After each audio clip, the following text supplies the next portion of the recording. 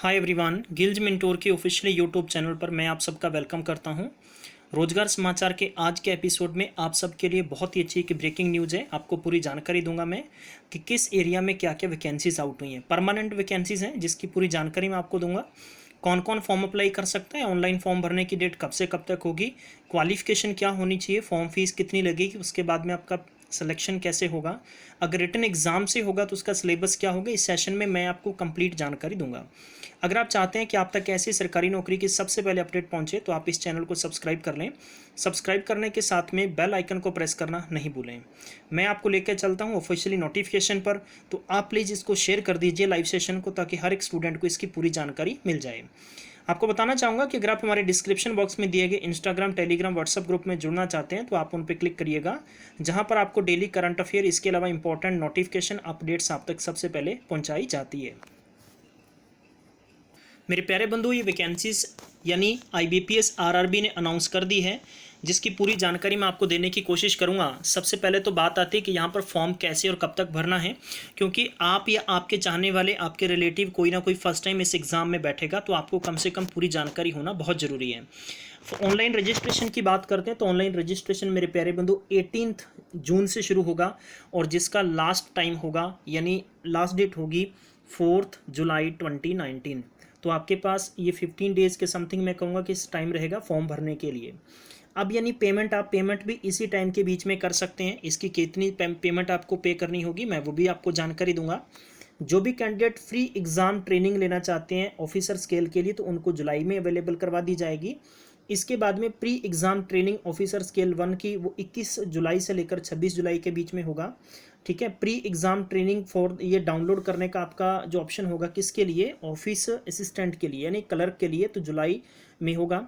अब यानी ओवरऑल इसमें निकल के आता है कि आपका प्री एग्ज़ाम कब होगा, यानी प्री एग्ज़ाम कब होगा और प्री एग्ज़ाम का कॉल लेटर कैसे आपको अवेलेबल होगा, इसकी ऑफिशियली वेबसाइट पर अवेलेबल होगा जुलाई 2019, यानी जुलाई में आपको अवेलेबल हो जाएगा। और प्री एग्ज़ाम की जो डेट है वो प्यारे बंधुओं 3 अगस्त, 4 अगस्त से लेकर 11 अगस्त के मध्य में आपका एग्ज़ाम होगा। स्केल 1 यानी ऑफिसर स्केल 1 होगा। इसके बाद में मैं आपको बताना चाहूँगा कि जो ऑफिस असिस्टेंट है उसका 17 अगस्त, 18 एंड 25, ध्यान रखिएगा, 17, 18 और 25 अगस्त को एग्ज़ाम होगा। प्री एग्जामिनेशन का रिजल्ट है आपका वो अगस्त और सितंबर के फर्स्ट वीक में अनाउंस कर दिया जाएगा। इसके बाद में प्रोसेस बढ़ेगी आगे मेंस एग्ज़ाम के लिए। तो मेंस एग्ज़ाम की क्या क्या कंडीशंस रहेगी वो मैं आपको समझाने की कोशिश करूँगा। ठीक है, call letter for the online main single exam के लिए सितंबर में होगा। ठीक है, ऑनलाइन जो एग्ज़ाम होगा वो अलग अलग, जैसे कि आपका जो ऑफिसर स्केल 1 है, सेकंड है, एंड जो मैं कहूँगा कि स्केल थर्ड की बात करते हैं तो क्लर्क पोस्ट के लिए इनके अलग अलग एग्ज़ाम्स होंगे। तो आप देख सकते हैं यहाँ पर आपको दे रखिए कि 22/9 और 29/9 को आपका एग्ज़ाम होगा। ठीक है, रिजल्ट होगा किसके लिए, यानी मेन सिंगल एग्ज़ाम के लिए स्केल 1, सेकंड एंड थर्ड के लिए अक्टूबर 29 में आ जाएगा। कोई डेट नहीं है। और इसी बीच में आपका इंटरव्यू जो होगा तीनों पोस्ट के लिए वो आपका कब होगा गाइज, अक्टूबर 2019 के अंदर होगा। क्लियर, इंटरव्यू होगा वो नवंबर के अंदर कंडक्ट कर लिया जाएगा, और इसके बाद में आपको प्रोविजनल अलॉटमेंट कर दिया जाएगा जनवरी 2020 के अंदर। तो ये थी आपकी सिर्फ रजिस्ट्रेशन की डिटेल। और इसमें क्या क्या आपको जानकारियाँ चाहिए मैंने आपकी हेल्प के लिए इस नोटिफिकेशन पे हाईलाइट कर रखा है, ताकि ये बेहतर तरीके से समझ सकेंगे। रीजनल रूरल बैंक के लिए वैकेंसीज आउट हुई हैं। इसमें कि मैं आपको बताना चाहूँगा कि ग्रुप ए है, ग्रुप बी है। ग्रुप ए के अंदर स्केल 1, सेकंड एंड थर्ड है, और ग्रुप बी के अंदर क्लर्क की पोस्ट हैं। ठीक है, ये दो तरीके की वैकेंसीज हैं।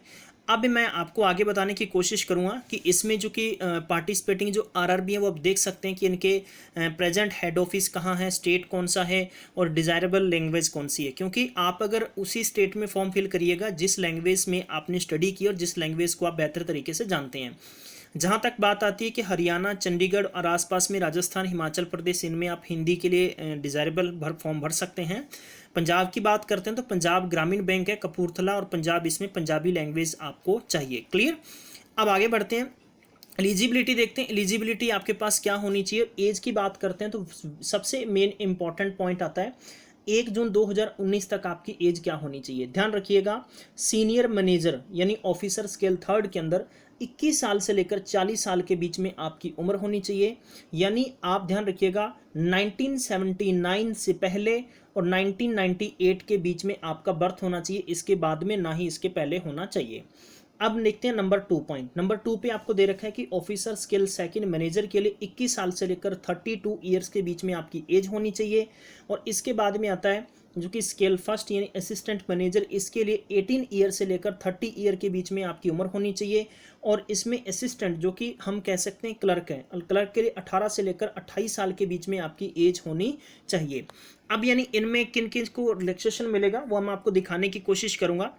इसमें क्लियर कह रखा है कि एससी और एसटी को 5 साल की छूट मिलेगी, ओबीसी को 3 साल का रिलैक्सेशन मिलेगा, जो कैंडिडेट पीडब्ल्यूडी हैं, डिसेबिलिटीज़ कैंडिडेट हैं, उनको 10 साल का रिलैक्सेशन मिलेगा।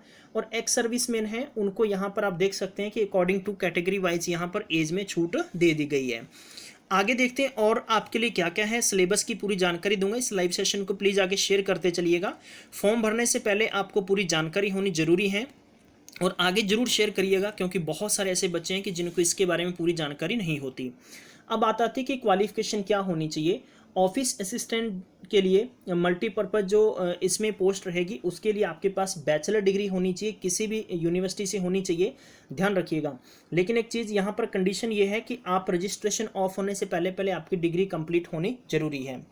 इसके बाद में आता है कि स्केल 1 असिस्टेंट मैनेजर स्केल 1 के लिए आपके पास बैचलर डिग्री होनी चाहिए, राइट। तो आप ध्यान रखिएगा कि इसमें क्या कहा गया कि bachelor degree in any discipline from recognised university, या इसके बराबर अगर आप preference will be given to the candidates having degree in agriculture, horticulture, ठीक है, फॉरेस्ट्री, एनिमल हस्बेंड्री, ये आप देख सकते हैं इन कैंडिडेट्स को डिजायरेबल है।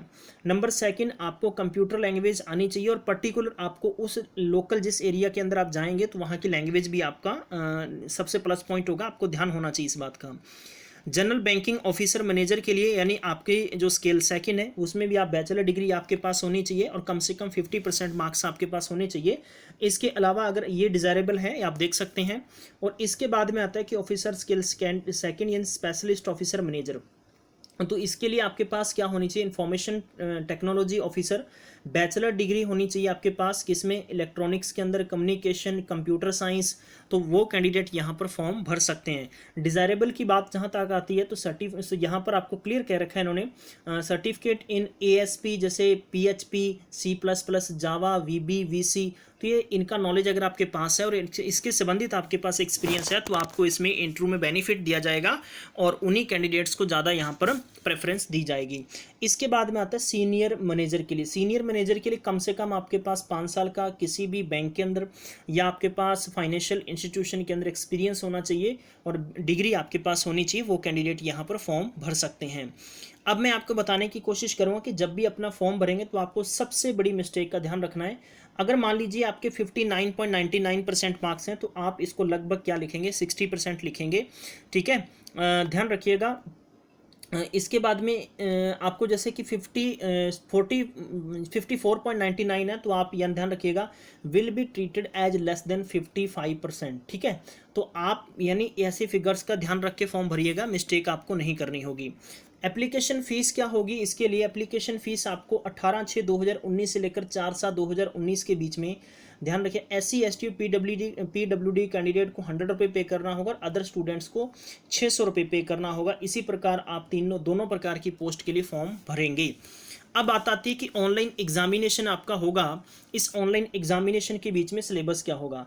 सिलेबस आपका गाइज वही होने वाला है प्री एग्जाम के अंदर आपका, जैसे पर ध्यान रखिएगा कि यहाँ पर क्वांटिटिव एप्टीट्यूड है, यहाँ पर न्यूमेरिकल एप्टीट्यूड है। न्यूमेरिकल एप्टीट्यूड और दोनों के अंदर डिफरेंस आप सबको पता होना चाहिए क्योंकि एग्जाम्स आप काफ़ी समय से देते आ रहे हैं। क्लर्क के लिए आपका जो पहला पेपर होगा उसके अंदर रीजनिंग हिंदी और इंग्लिश दोनों में अवेलेबल होगी।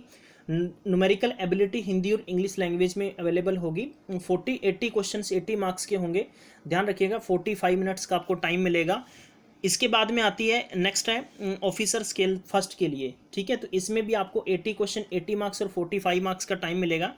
और इसके बाद में आता है कि मेंस एग्जामिनेशन, ठीक है, ऑब्जेक्टिव ऑफिस असिस्टेंट मल्टीपर्पज़ आपका पोस्ट होगी, उसके लिए आपको बताने की कोशिश करूंगा कि प्रॉपर आप स्क्रीन पर देख सकते हैं। कोशिश करिएगा कि इस नोटिफिकेशन का आप स्क्रीनशॉट ले सकते हैं ताकि आप अच्छे तरीके से समझ सकें। इसमें आपके पास 5 सब्जेक्ट रखे गए हैं, जैसे कि रीजनिंग होगी, कंप्यूटर नॉलेज हो गया, जनरल अवेयरनेस हो गया, इंग्लिश लैंग्वेज और हिंदी। ये इंग्लिश और हिंदी आपके लिए ऑप्शनल होगा, ठीक है। और 5वां आपके पास हो गया कि न्यूमेरिकल एबिलिटी। हिंदी, अगर आप हिंदी लैंग्वेज से पढ़े लिखे हैं, अगर आपको नहीं, आपको अच्छा, अगर इंग्लिश में अगर वीक हैं तो आप हिंदी की लैंग्वेज को यहाँ चूज कर सकते हैं। अदरवाइज आप इंग्लिश के 40 क्वेश्चन 40 मार्क्स के लिए अटैम्प्ट कर सकते हैं। ध्यान रखिएगा 200 क्वेश्चंस 200 मार्क्स के लिए होंगे। टोटल आपको 2 घंटे का टाइम मिलेगा। स्केल 1 में भी बिल्कुल सेम आपका सिलेबस रहने वाला है। ध्यान रखिएगा कि यहाँ पर भी आपको बिल्कुल सेम सिलेबस फेस करना होगा। और इसके बाद में बात आती है कि ऑफिसर स्केल सेकंड के लिए, जनरल बैंकिंग ऑफिसर के लिए भी आपका सिलेबस सेम रहेगा मेंस एग्जाम के लिए। और स्पेशलिस्ट जो आपके कैडर हैं उसके लिए भी आपका सिलेबस 1+ यहाँ पर कर दिया जाता है। ध्यान रखिएगा कि कुछ इसमें चेंजेस भी होते रहते हैं सिलेबस में, ठीक है।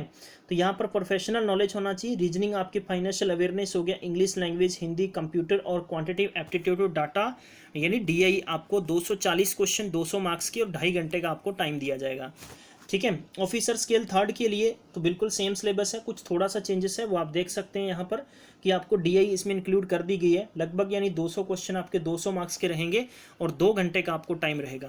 तो ये गाइज आपका सिलेबस रहने वाला है, ठीक है। और पेनल्टी का आप सबको पता है कि जैसे जो कि आप रॉन्ग करेंगे तो उसका 1/4 आपका काट लिया जाएगा। तो एक्यूरेटी बैंक के एग्जाम्स के अंदर आपकी एक्यूरेसी होनी बहुत ज़रूरी है। एग्जामिनेशन सेंटर्स आपके स्टेट वाइज रहेंगे, जैसे कि आपको पहले आप एग्ज़ाम देते आए हैं, कोई भी इसमें मेजर चेंजेस नहीं है, ठीक है। फॉर्म भरते वक्त आपको ध्यान रखना होगा कि जो भी गलती आप करेंगे उसका खमियाजा आपको खुद को होगा, तो इस बात का विशेष तौर पर ध्यान रखिएगा। तो गाइज ये आप तक बहुत इंपॉर्टेंट अपडेट थी, तो प्लीज़ आगे लाइक और शेयर करना नहीं भूलें। मैं मिलूंगा नेक्स्ट में, तब तक ख्याल रखिएगा। Take care, bye bye.